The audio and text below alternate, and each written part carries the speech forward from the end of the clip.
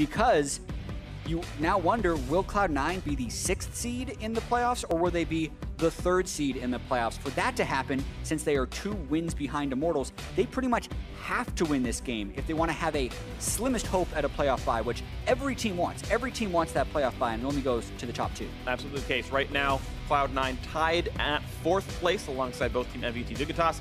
As you get through the picks and bans, we're seeing the Kalista ban starting to show up.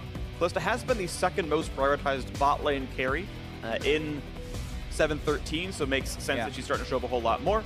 And Zai gets first pick. And even in 7-12, if you look at the LPL, LCK, LMS Rift rivals, Kalista was an incredibly high priority there, and I feel like that is filtering over now to the North American LCS, so I'm expecting a lot of either Kalista early picks or Kalista bans, as we see from Cloud9 here. And since Cloud9 wasn't really in on the Kalista shift that potentially was happening in NA scrim culture during Rift rivals, they're just going to ban it this game. They're going to ban it away, and they're going to grab maybe a Nunu for a contract, certainly a strong champion as well. Of course, Xayah, we know, deserving of respect, got some compensation buffs for the Q nerf in 7-13. I think she's still very, very strong.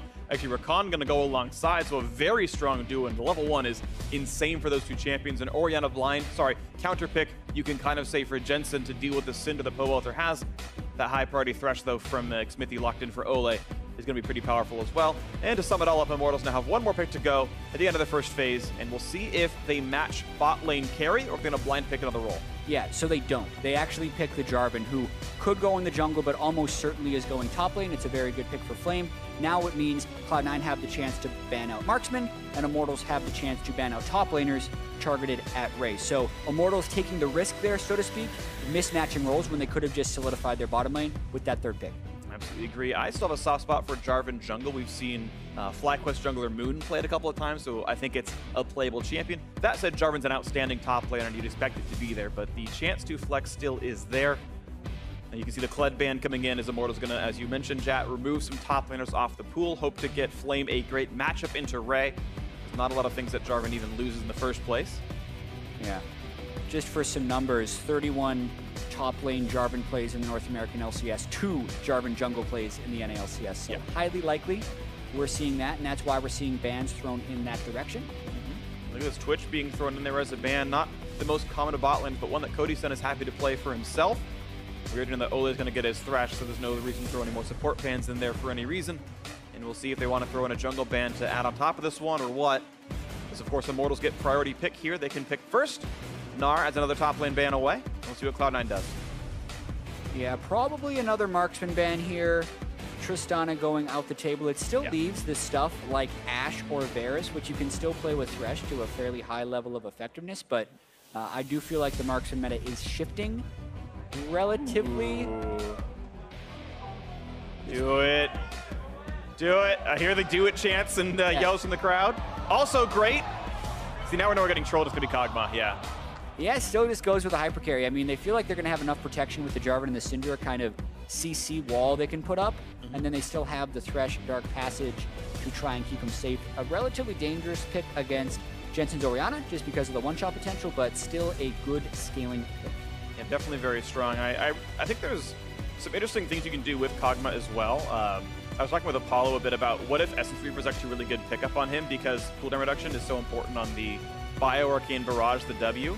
I wonder if we're going to get some more science in Kog'Maw builds at some point next couple of months if people start shifting their priorities, but that remains to be seen, and that's the late game build regardless. Greg is going to be picked up for the top lane jungle flex for Cloud9, and it's going to be Camille to battle Jarvan to the top lane with that Gragas jungle for contract, rounding out the lineup. Yeah, so they're going to need to spend a decent amount of time top lane if they want Ray's Camille to succeed against Jarvan. But if it does, that's definitely a pick that has had a resurgence lately, and it's got some pretty good scaling. And Maokai. I've been waiting for Maokai to come into the meta. He's one of the junglers that I've been picking up a little bit lately. I feel like it's good in almost all team compositions, especially when you're stacking CC. And I'm really interested to see it in this game in particular. I also think that's why Immortals picked Kog'Maw 4th and then saved Maokai for 5th, just because that is something you want to be able to surprise people with. It's very good at locking down carry top laners, for instance, like the Camille. So love the last pick from McSmithy. Can't wait to see his Maokai. I think it's going to be a whole lot of fun. We got to see a little bit of it in the FlyQuest versus Liquid match. I believe Nori brought it out in the first game of that series. He didn't win with it, but it's still a cool champion. I agree, Maokai is great. We'll see what he does There's even some fun optimizations with saplings we'll look for at level 1. I'll see if he has them perfectly on.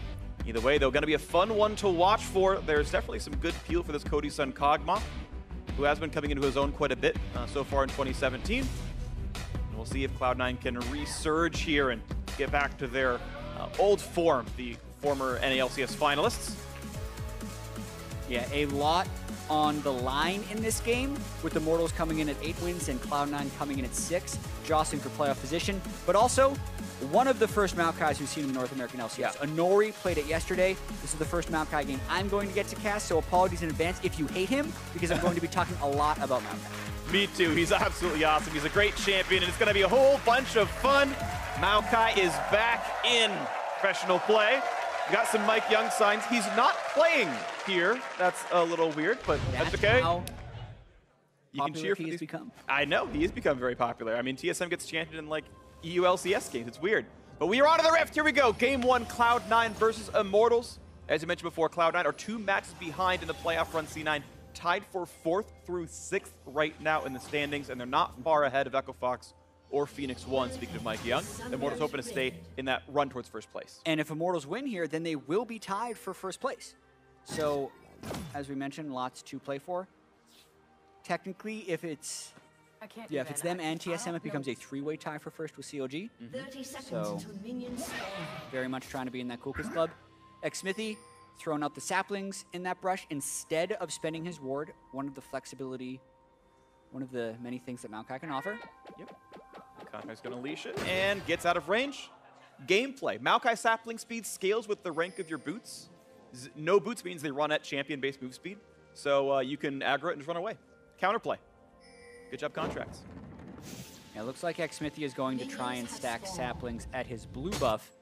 You can space these saplings a little bit so that they jump at different times, therefore continuing the damage over time you get with a sapling being thrown in the brush. He's opted not to start Raptors. That's easier to disrupt, and also your mid laner generally has to help you.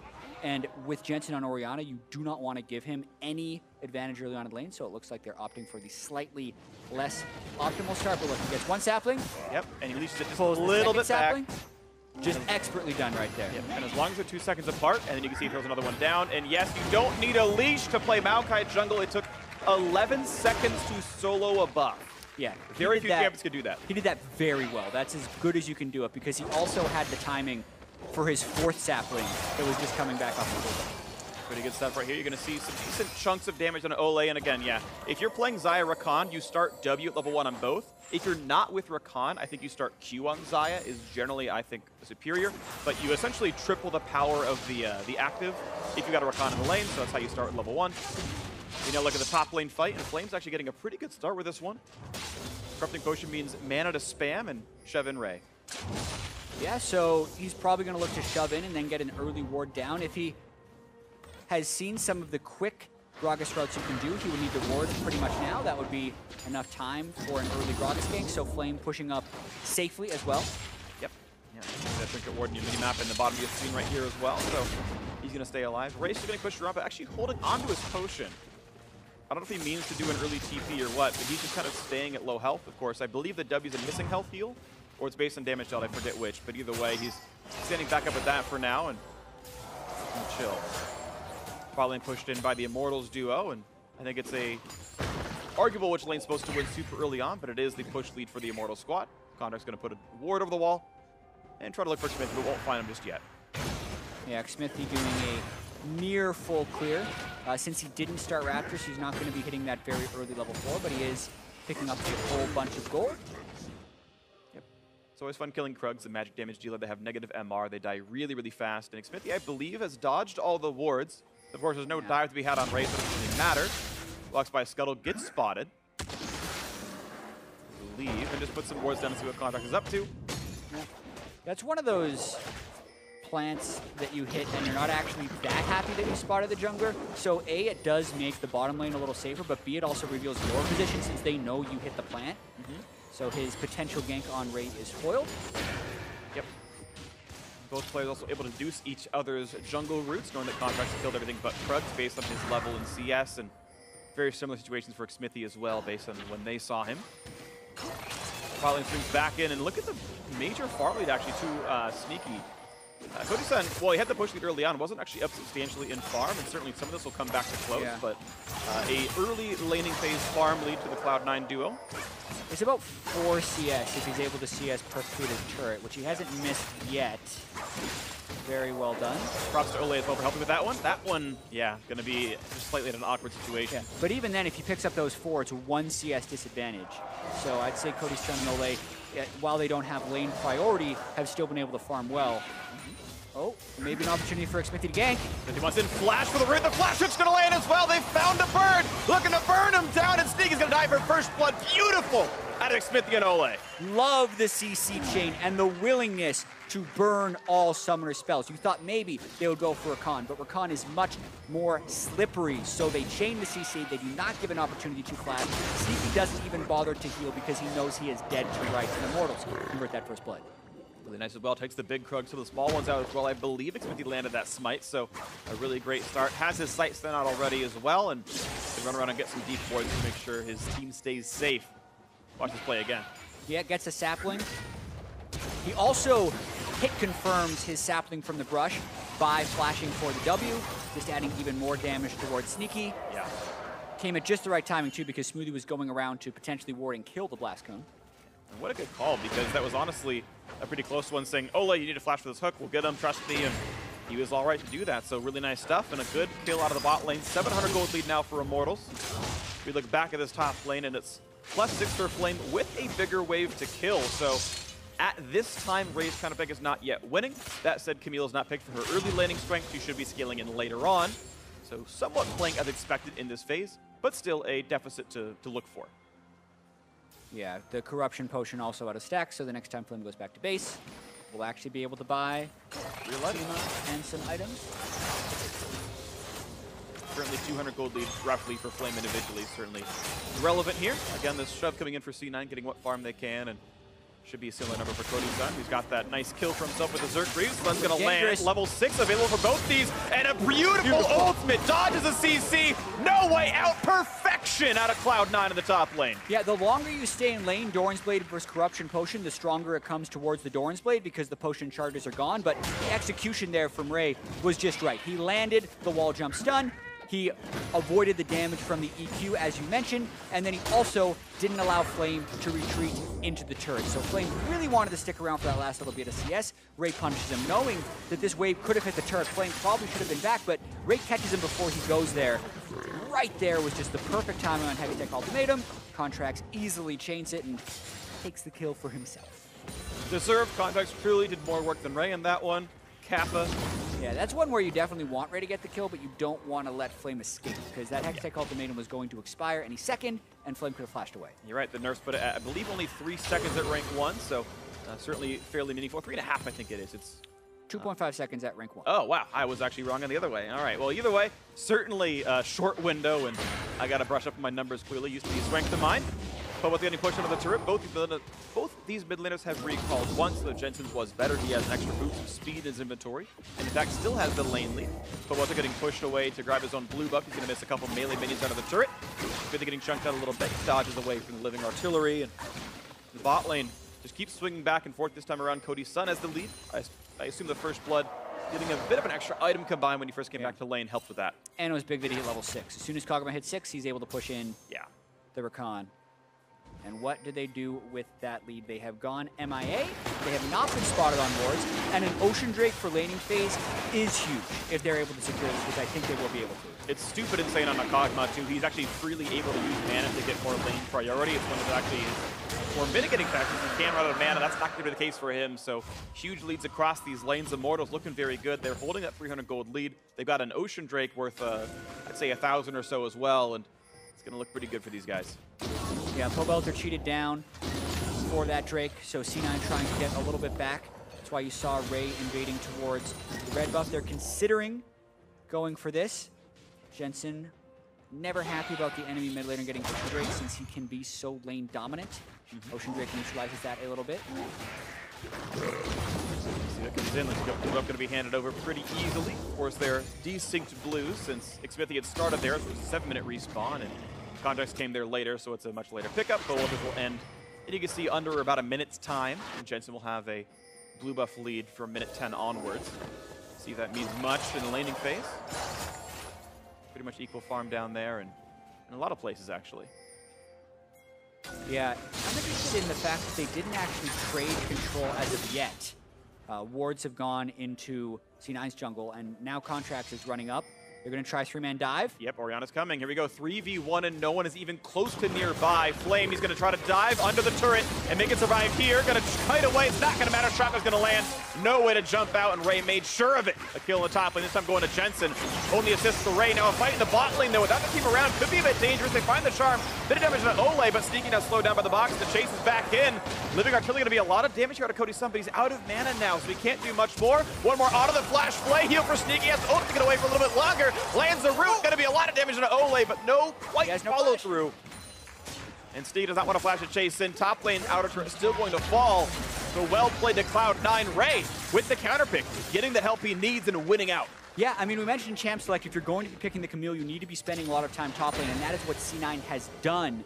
Then the bottom lane just had the confidence that they'd be able to take a 2v2 fight. I'm going to say they didn't necessarily win that one, but it did serve as a distraction for more time being spent on that top lane. We're going to watch this dive one more time. This is a bit of an extended play from the Drake since they knew Cinder was going to be bottom side, and it bought time for Jensen to roam. So right here, Ray doesn't waste any time, takes the turret, doesn't care, actually flashed in the Cataclysm. Probably unnecessary since they had Jensen on the way, but it does secure the kill. I actually want to point out how sneakily clever the C9 2-on-2 in the bot lane was. First, of course, we have Bobo out there ghosting and looking for the chase on a smoothie. He wants to burn Can he dodge the stun? He dodged the stun, and that's all he really needs. He jumps back to Sneaky there. So what I really like about the C9 2-on-2 was they actually saw Syndra Maokai play mid lane. So they know they're actually not getting ganked. And if Flame is dead, Ray can TP to join. So if it's an extended 2-on-2, it's a 3-on-2 because only Ray can show up at that point with a dead top lane opposing team. Normally, you would never want to fight when your jungle and mid roam top lane, but they actually saw it was safe and a TP advantage, so it was more clever than I would have given it credit for initially.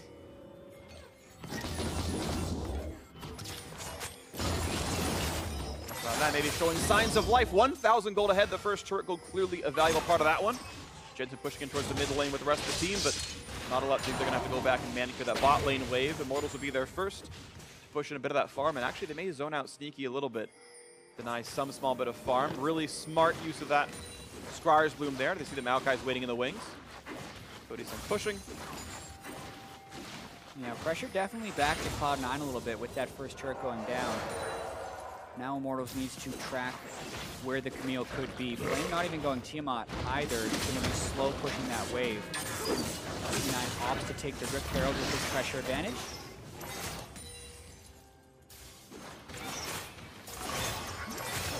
Going pretty nicely. I mean, Ray is definitely a player who's had pretty substantial confidence issues of late.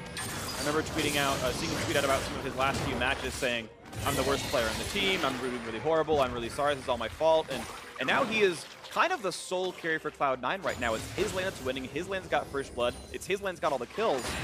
And, you know, it's kind of nice to see, because I always want the players to be happy. A good confidence-boosting game out of Ray. Definitely want to see Ray succeed. He's been put in a position to do so this game. Now trying to split push. This has also been one of the places he has faltered a little bit in pro play is he will overextend with his leads or not necessarily play as disciplined as necessary. And this game will be another test of that against Immortals, who is a very disciplined team. But the turret's starting to cascade for C9 right now. Ray does a lot of damage top lane. Rift Herald goes mid. Will we see a fight? Ole, here comes the rest of the team. Can Ray teleport into this one? It's going to be careful. Here comes Maokai getting a root on a 1. They're going to find Sneaky. He's going to ult away to buy a little bit of time, but he's still low on health. They're going to find one, though. The charm is there. It's Smoothie. Claims the kill card on Smithy. Ole going to be next up to fall. Down a double kill for the Cloud9 support, and Ray with the teleport comes in and shuts down Cody Sun. And a huge swing in the game right there, but Flame needs to teleport on things that won't die, because the call was to engage, and if Jarvan was there, Immortals might win that fight. There were very low members of C9 as the Maokai engage came in, but Jarvan wasn't there, Camille was. C9 mopped the floor with Immortals in this fight. Watch this one more time. There needs to be a ward at the turret for him to teleport in if they're going to make this call. But there's nothing for him to teleport to other than the turret. The turret dies, he doesn't make it in. So look at the health bars on C9 right now. If a Jarvan's there for EQR, he might kill 2 people. Yeah. He's not, though. Ray then comes in. He can chase down Cody's son, who has tried to flank on a Kog'Maw in a losing fight, which means he is dead to rights. And Ray picks up another kill. Yeah, absolutely agree. I think that would have been sneaky in Jensen's death in a much closer fight, but it wasn't, and a bad choice out of Flame means he's still kind of a sore part on this game, and it's a 2,000 gold lead now. Cloud9 feeling pretty good with the 2-1 turret scoreline.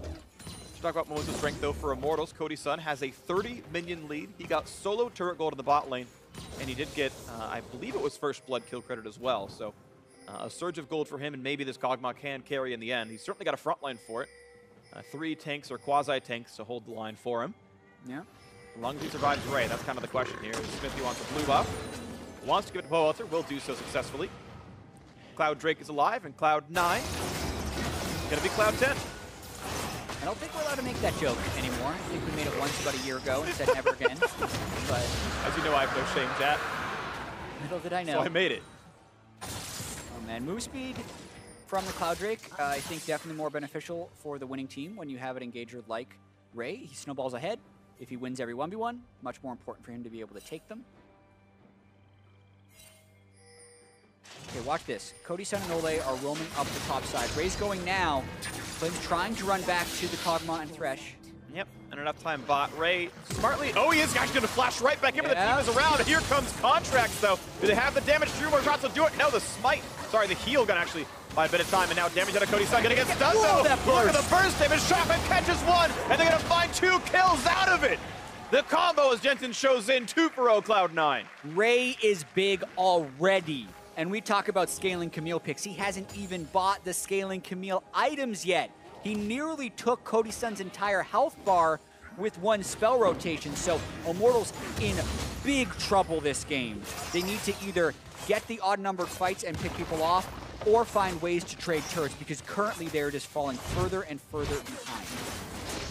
Look at this. He gets some damage on the Flame, and he smartly kites back until the team shows up, and then he goes all in. So Ray is waiting for Gragas, Flame is waiting for Kog'Maw and Thresh. So Flame actually kind of wants to bait this. They just underestimate the damage coming out of C9. And Cody's son right here, stunned by the wall jump, a few auto attacks and a Sheen proc, into a shockwave, which he flashes, but it ends up killing the other 2. So very nearly a 3 for 0 for Cloud9, but it goes for 2. Yeah, he had about an 1/8 of a second right there, Cody's son, to react in time, and got it in the window. So he felt pretty nice. But still, it's a game bleeding away. You can see a 3,500 gold lead puts Cloud9 ahead. Certainly not one you consider insurmountable, but it is going to require a bit of effort now, especially with how scary Ray is. And now that Trinity Force is done, it's even more likely he takes down this Kog'Maw. Yep, C9 just want to continue to play around Ray in this game. Jensen will keep lane pressure in the mid lane. He wants to be able to roam and support, but most of this is about Gragas and Camille going around and making plays. I'm really curious, actually, to see if Contract uses his Knight's Vow on Camille and dive buddies with him versus sticking back with Sneaky or Jensen and trying to peel. Yeah, I actually wonder, because you're right, it is very much about Ray and him doing the job. And honestly, Ray's going to do more damage in fights, so Contract would heal for more by having it on. There's lots of reasons to go through.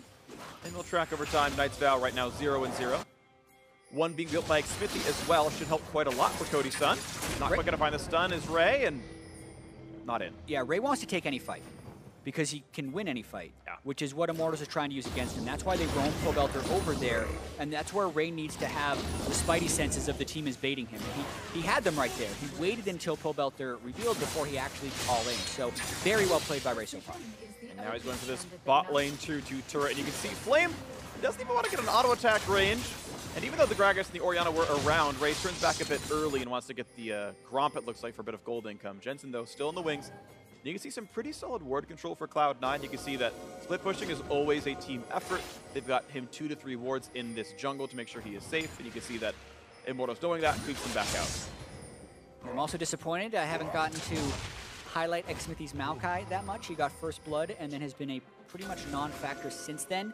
He's very good at creating chain lockdown in teamfights. You want to see it with chain CC between the Cinder and the Thresh, and it's great for picks, but he just hasn't been in position to get those picks almost at all. They've only been able to pull off that CC combo once, and for the most part has been neutralized the rest of Cloud9. Well, we'll see if they get that movement in. Honestly, I think an Immortals win looks like Xmithie being a defensive tank and somehow having Cody Sun deal all of the damage, but this Kog'Maw only on one major item right now. Honestly, the scaling feeling a little bit slow, only on Ruin King. Xmithie finding a bit of a CC, but he's getting rooted up, and look at the damage output there. Collision doesn't help, gets Charm, gets knocked up, buying a bit more time. Explosive cast, not going to be thrown out by Contract. It's a bit late, but they get the damage anyway. Smoothie, his third kill, a spree for the support. 8-1 now, Cloud9. No mid lane wave yet to fight with. They'll wait for the next one. Yeah, Xmithie goes in all alone. Ray and Contracts looking to make a fight over the wall if Immortals decide to defend this turret. He binds with Ray.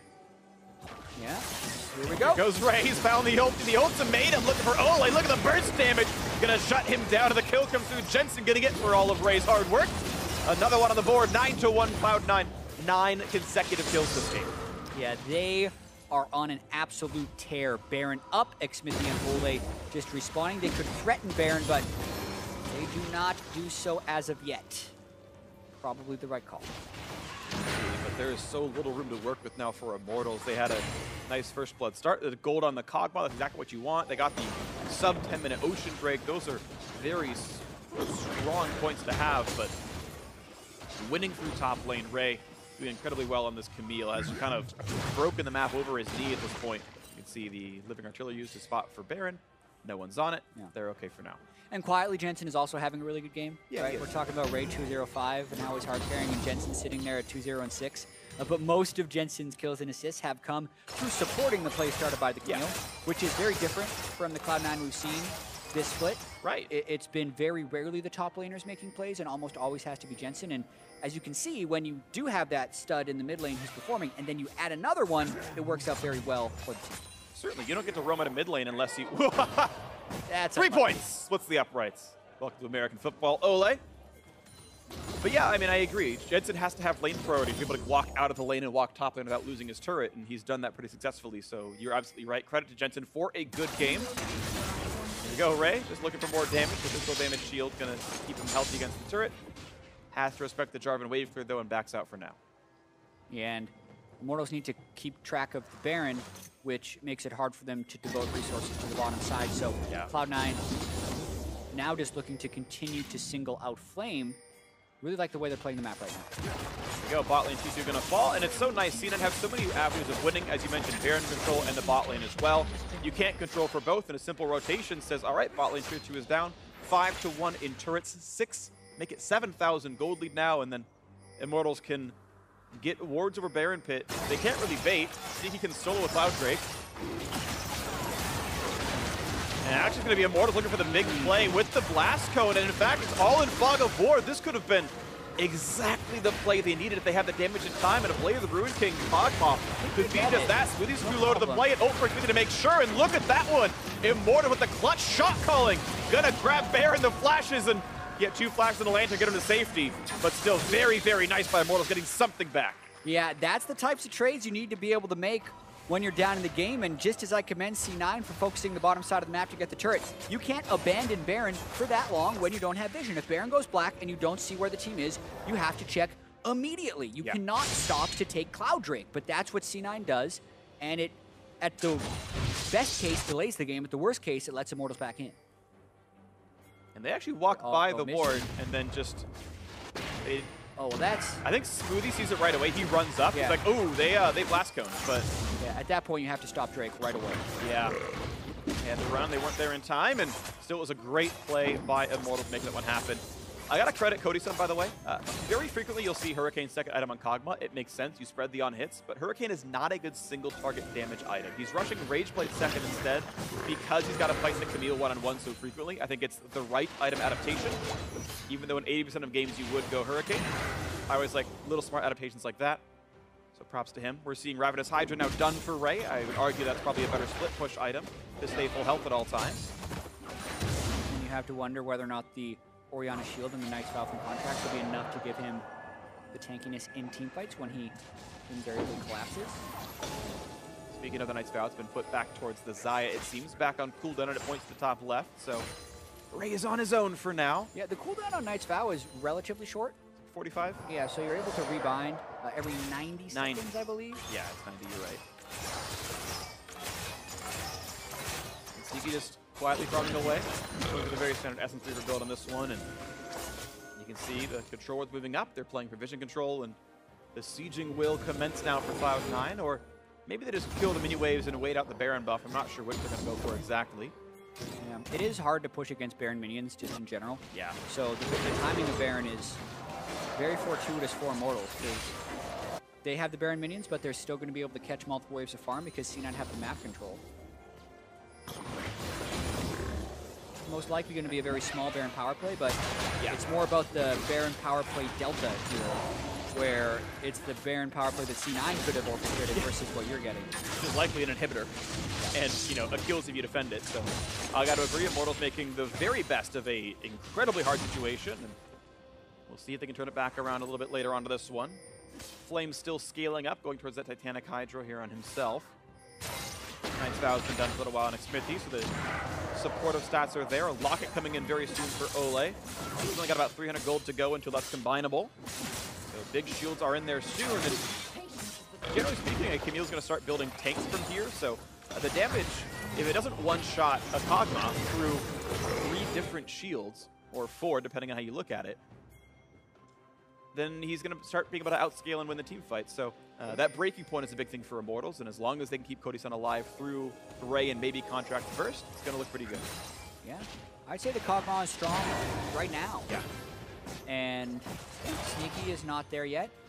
The Camille is the one that is strong, so a lot of it depends on how Ray is able to sneak into team fights and whether or not he can dodge CC, because Immortals have a lot of CC.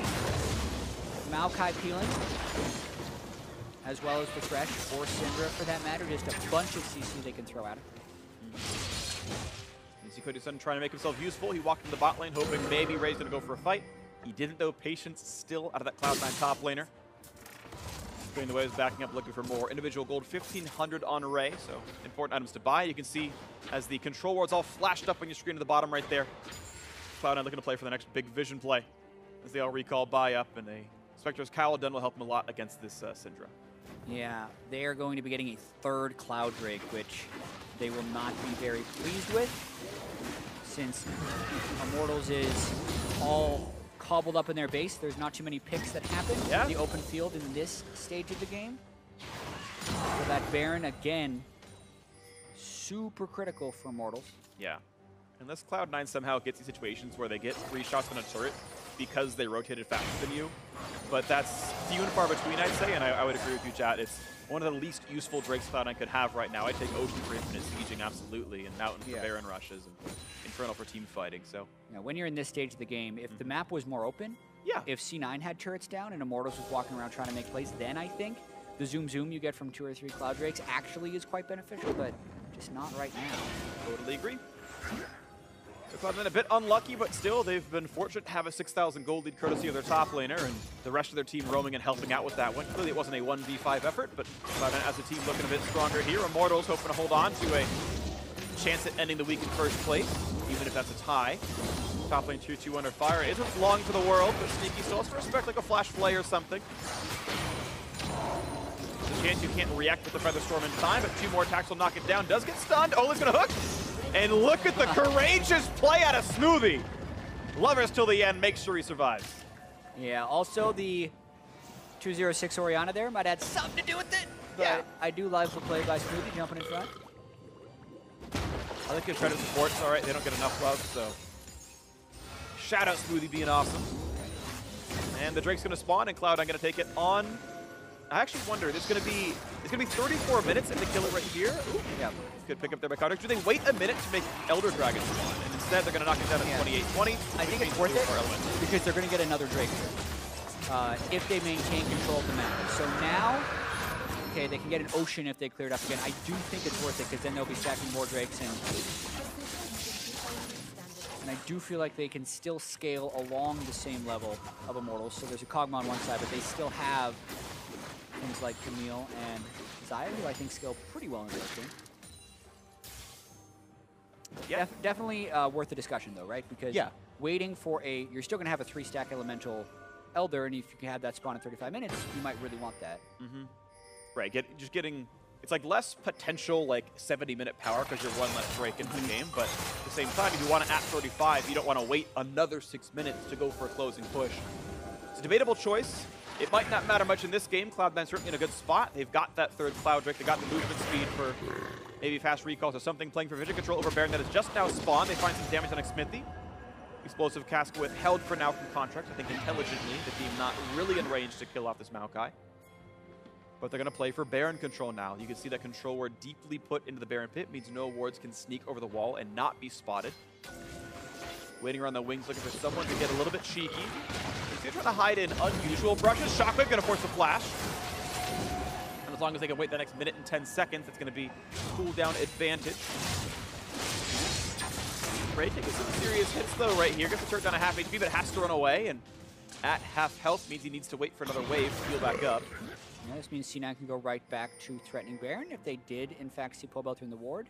That's what the control ward is there for Ray. It's why the control ward is there for Ray, rather. Very smart. Contract said, hey, let me get Scuttle. I'll level up to 15. And Sneaky backs off and gives Contracts that level up. Coordination, never seen in solo queue, but good job in the voice comes Contracts, calling out that he wanted it. A very tense moment here. C9 want to be able to force the Baron, or at least to teleport out of flame. Ray's pushing in, so can they get the TP? Can they trade it? They would have to ult right now if they want to go. Here it comes. Right, okay, here comes the engage. They're going to knock it out and go for the play. Can they knock down Baron in time? Here comes the team into the pit. Blue team's going to grab it. Jensen last hitting. And here comes the team fight. Contract low, attack by Flame. Shutdown comes in 1 for 2. For 1 so far, actually in favor of Immortals. But now trading back to health bars, running low. Ray over the wall. He's going to find Cody's son. Going for a bit longer, flashing away though. And now he's going to get kited out by the Kog'Maw. What? Cody? I think he thought he was going to get stunned. I think he thought Ray was coming for him, and now he is. No, he's not going to go for it. Yeah, here I thought Cody's son was going to flash forward to go for the kill on Ray, but he burns his flash. That means it's 3 for 2. Minion waves on the way for C9, and all the carry positions are alive. And it's going to be a big deal right now with Cloud9 in completely the driver's seat here. Inhibitor turret is going to fall at the very least, and 15 seconds on many of the respawns, meaning probably don't even defend the inhibitors themselves. He's going to have Cody's son going for some poke, and you can see staying out of range of command attacks. He grabs this one for free. And Ray has no wave to work with in the top lane. But they're clearing that away nicely. The Baron power play means +1 kill, and the middle entirely broken. Yeah, and definitely not a safe play here by C9. There's wards inside. Ole hooks in and actually lanterns in Xmithie, so it's a full 50-50 right here. That's why you see Xmithie actually smite at 1150, and Orianna actually ends up picking up the Baron. Contract doesn't even get his smite off. But then as everyone piles into the pit, you're dealing with Shockwave and Azaya's whole suite of AoE abilities. So yes, C9 will win that fight, but only barely. If Contracts flashes forward, there's a chance, or rather, if Cody's son flashes forward, there's a chance that he gets that kill. He says, oh man, didn't flash at the right time. That was definitely strange, because clearly his mouse had to be on the left side of his screen. I don't know if he I don't know what it was. I'm sure we could talk to him after the game or something exactly what happened, but clearly he was not happy with what he did. Again, it might have been he predicted a stun, and it was just a predictive, I think he's going to hookshot onto me, but either way, it's a flash down and a positive trade for Cloud9 overall. Little battle of the wall, kind of course to run away. Flame getting a slow, but no chase to be had. C9, of course, still very, very threatening. You see Ray continue to split push in the top lane. Neither of these players have teleports available, so Ray is alone for several seconds here. GA Camille now, and they're catching out Flame. They slowed him down, so it's the Kog'Maw and one more. They're going to find the knockback there. They're going to look to knock down the Jarvan. He's going to be jumping away, but the health bar is not long, not big enough, and the kill comes through to Sneaky. Yeah, really rough game for Flame, and Cody actually trying to kill off Ray now. That's going to be Guardian Angel pop, and the rest of the 4 members are here to stop him once again. Ulti out from all the damage they need, but now the heal is enough thanks to Redemption. And Sneaky, though, going to get caught out a little bit here. Do they have the damage to kill him off? The hook is in. They're going to find the shot. Shockwave to buy some time. Sneaky staying alive. Finally, the attack comes through, but it's still a positive fight for Cloud9. Cody's son looking to get the damage. 2 more shots. Might do in Jensen. Now at Contract. Cannot quite get the crits, but it was still fairly close. 3 for 1, though, still in favor of Cloud9. Ray gets away with it in a battle 1. Yeah, Cody pumped out a ton of damage towards the end of that fight, but it's not enough. The Goldie now cresting 13,000 gold, and the inhibitor is getting cycled down. Cody's still trying to threaten, but 1 pick would mean that potentially all 3 inhibitors going down. Right now, no ultimates or flashes available. None that matter at the very least, so Cody's not going to be fine for this one as C9 maybe looking to make for the play. They're going to get the explosive catch. Nice shot. And they're going to get Pove out there with it. That was very, very nice. It came just back up for Contracts. And the pick over the wall is well played. Now Raid still sitting at full health all of a sudden from the GA. C9 doesn't get the inhibitor, but they do extend the gold. Let's watch this one more time. As we mentioned, rough game for Flame. Flash engage from Smooth to keep him engaged. This was a difficult situation for Immortals because they were dealing with Ray in the top side. Ray then used the ultimate to dodge the death sentence and then get CC chain, but the rest of C9 is able to come save him. Notice the huge heal from Redemption. And then at this point, watch Cody Sun. All the CC abilities had been used beforehand, so he's fully Rage Bladed right here with Hurricane hitting multiple members, so he's doing a bunch of damage. And if Jensen doesn't back up, Cody Sun may just clean house, so yeah, still a pretty close fight. Definitely was close, and you can see him, the Hurricane done now, building towards Wit's End. And I gotta want to bring up the point that I said in Champ Sec. I'm actually reasonably confident Essence Reaver is an incredibly good fourth item on Kog'Maw if you're going for more damage, because 30% cooldown reduction puts your W's downtime from 9 seconds to about 4. Right. And so you're almost entirely always in Bioarcane Barrage. You've got extra mana regen as well, and you don't lose that much damage compared to, say, an Infinity Edge.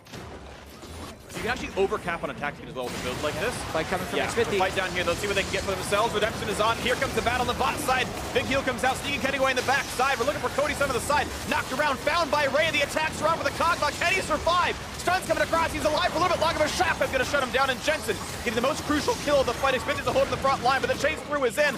Orianna starting to go on a rampage. You're getting 3 already in this fight. Now the chase down to Xpithy in the bot side. Cannot yet kill off Sneaky. The life's still coming in. The quick not going to come through, and Sneaky getting a kill credit. Now only one left alive, and Poe Belter against the world as only Ray has died. This will be Cloud9 closing it out. 20-5 in kills, 36 minutes in, and through the top lane and roaming in the entire team play. Able to knock down the rest of the game. Only one turret was ever lost in the bot lane due to a 2v2 win by Cody Sun and Ole. But it is Cloud9 playing better, bouncing back from their 0-2 loss yesterday. Looking to shut down Immortals in game 1 here. GG, Cloud9 up 1-0.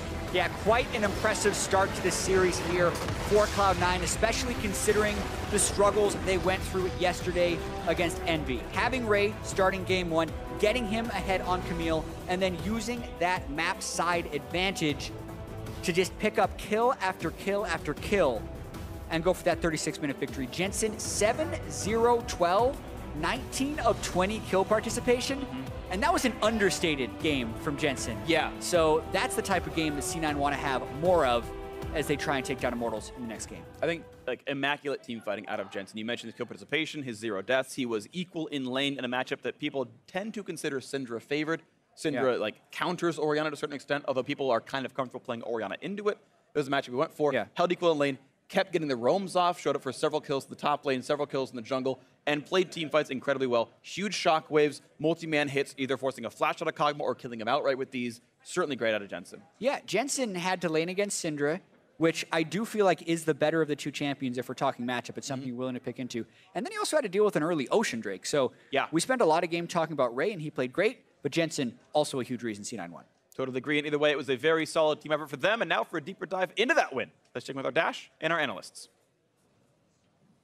Thank you very much, Freak. Cloud9 getting the victory here over Immortals. So bouncing back nicely from the loss yesterday, at least in the first game of the series today. And looking at how they've done it, Jat mentioned, of course, Jensen was a top performer for the team as expected. But that's, therefore, where I want to move away from him and talk about the other top performers. We're looking at Ray here as stepping up to help bring this victory home. Yeah, I mean, I think the whole top side of the map played exceptionally well. You know, Ray, Contracts, and Jensen all did very well to get this top side lead. The thing that's kind of strange or frustrating or whatever you want to say about Cloud9 is not that they can't perform at this level, it's that they're so inconsistent, right? That is what is plaguing them. It's not like, well, Cloud9 can never beat TSM. Yes, they can beat TSM. Yes, they can beat the best teams in the league, but they can also get 2-0'd by Envy, and they can also lose to whoever on any day, it seems like, and that did not used to happen. And the big thing, too, is like they lost to Envy doing the same style. They were aggressively attacking Seraph, basically, for 2 games, and they could not execute it properly enough while the bot side was getting dismantled. And this time around, they do complete the topside snowball using this Camille pick, but it's the kind of thing where, like, you know, as Azale's saying, why is this inconsistency coming from that they can't do it every time? Granted, the difference is that they lost Envy yesterday focusing top with Impact in the game. Today, they're playing Ray. Now, I'm not saying that this is because of Ray that they won the game, but it is something to look at. If we go all the way back to the original distinctions between the two players, it was always that Ray is going to be a little bit more solo carry, split lane, you know, split push focused as a, you know, stylistically, whereas Impact wants to group and join the team. So then it's about, okay, how much impact does focusing the top lane have on those two different styles? If you can actually get the Camille rolling, we saw how effective it could be, mentioning with the Ravenous Hydra that, hey, if I can get up, hit the turret twice, back off, regen up, hit the turret twice again, I mean, eventually I'm going to take it. Yeah, and I mean, so many people lean towards Titanic Hydra because you're tankier, it's easier for team fighting, you're not going to burst it out, but like, Ravenous is so strong in split push situations because he can just sit there hitting the turret while he's getting hit by J4, he can take a horrible trade, and then you step back, you're back to full health off one wave, and you can continue to repeat that. So that can create a lot of pressure on the map. Especially from ahead where you don't need to be as tanky given the fact that you're further ahead than the rest of the game, so you can invest more into offensive stats. So obviously, Ray had a huge, huge influence over this game. Right, so we had all the folks in the top lane. Early in the game, 4C9 gets Ray ahead. I want to take a look at one mid lane fight, though. 3-0 in favor of Cloud9 coming 13.5 minutes into the game. This is where they get their first real big advantages off of this Rift Herald push. And so far, Immortals have been hanging into the game. This is when they make their big stab at trying to come back and punish this grouped up mid push that was coming in for C9, but they come in a little too disjointed. The backside comes in while the front side is dealing kind of with that Rift Herald, and it's just a two-man or three-man backline that just gets blown up. And it also felt like it was a little bit too late. I think that Immortals were trying to time this so this pincher happens as C9 is moving up to the turret. Right. Instead, C9 has time to kill the turret, has time to turn and pinch on the backside, and the timing was off. It felt like, hey, the play is not going to work, but they tried to force it anyway because they were feeling the pressure of that situation. And when you go for a play in that situation, it has to be extremely well timed, or the five-man squad turns and they collapse on one half. And it's worth noting that like Immortals did do a decent job stalling this game out. They snuck the Baron at 22 minutes. They're still a very competent team. It just felt like that one big play did not break their way. And C9, as much flack as we've kind of been giving them recently, they're still a good enough team that if you give them a 4 or 5K gold lead at 15 minutes, they're going to be able to close out. Maokai jungle. Second time we've seen it. Second time it's lost. What's our opinions on this? I know Jat's was excited about the pick, right? And about the possibilities with it, but it doesn't seem to be working out so far with the limited sample size. What would make this pick effective? Where will it work? I mean, I personally think it's a very strong pick, and we haven't seen enough games to really kind of make the judgment on it. Like, my opinion is, with a champion like this that can force engages, that can push you off turrets extremely hard, if your lanes are already winning, it's so much stronger because you can simply walk up to mid lane turret, you go to the side, you throw your ult, they either have to run away or fight you into it. So it's like, you can create these situations where it's almost lose-lose, but when your team is behind, they don't necessarily have to care, right? It's like, oh, sweet, I tried to push you into my ult, well, you just ran into us and killed us, right? Like, yeah, I mean, you can look at that Baron situation where they snuck it. It was really clever usage of the Maokai ult to basically use it almost like a Talia wall in the sense where you just like you have to run through this to get to us, and you can't quite do that. And from behind, that's not quite as impressive. But if you're doing Baron control from ahead and you turn off and murder people, it looks a lot better. Now the question is, does Maokai lead to his team falling behind more often than not? Maybe. Right. So it kind of seems like maybe where we're arriving, as you mentioned, is that it will require strong laners. But looking at this Immortals lineup, you've got Syndra and J4 as two of your sole laners. Those are strong laners. And I think it's just that C9 played around top pressure better, right? You know, if the Jarvan is the one that they actually get up there and they get that lane going, right, then that's such an easy lane to repeat gank with Maokai J4. Like, the gank setup is incredible. We saw that C9 did that earlier and did that better with Camille. And once you are behind, you can't win the 2v2, so you can't really go up there and try that. And I think it's simply that C9 played those early stages better. But Maokai, in my opinion, can pull off those kinds of ganks and can snowball the game in a similar way. Well, C9 with Ray in the lineup bounced back from a loss yesterday. We'll see if Immortals can continue their fight for first in Game 2 versus Cloud9. That series continues after the break.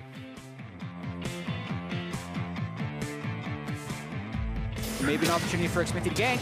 He wants in flash for the root. The flash hook's gonna land as well. They found a bird. Looking to burn him down, and Sneak is gonna die for first blood. Beautiful out of Xmithie and Ole. Maokai first. I'm on dash now. Dash, kill that. Yeah, I can move now. Nice, good job. Yo, Dragon next, 50 seconds, okay? I need a buy. I'm dead. We can fight. Yeah, nice. Kill fight. Nice. I can look this guy. Super flash.